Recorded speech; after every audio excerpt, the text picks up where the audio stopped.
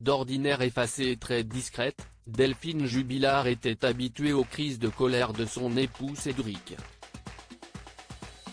Mais selon l'un de ses meilleurs amis Anne interrogé par les journalistes du Parisien, l'infirmière d'Albi avait totalement changé de comportement les mois précédant sa disparition survenue dans la nuit du 15 au 16 décembre 2020 à Cagnac-les-Mines.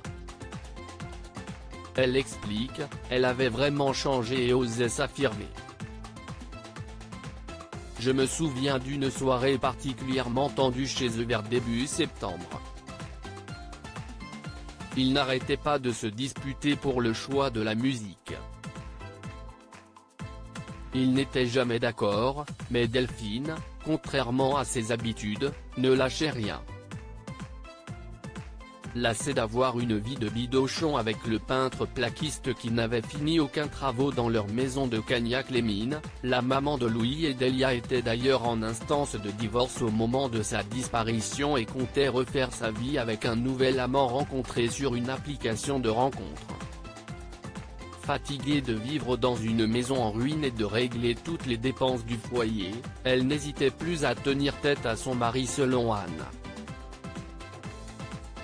Elle remettait aussi en place Cédric lorsqu'il se lançait dans des tirades sur les travaux qu'il était en train de mener dans la maison.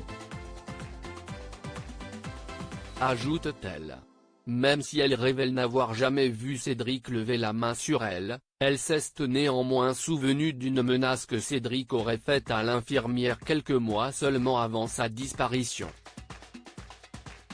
Très soupçonneux sur son épouse et craignant qu'elle ait un nouvel amant, le peintre plaquiste de 34 ans avait confié à Anne vouloir lui faire à l'envers si elle venait à se mettre avec un autre homme que lui. Cédric Jubilard reste présumé innocent des faits qui lui sont reprochés jusqu'au jugement définitif de cette affaire. L'interview complète de l'ami de Delphine Jubilard est à retrouver sur Le Parisien.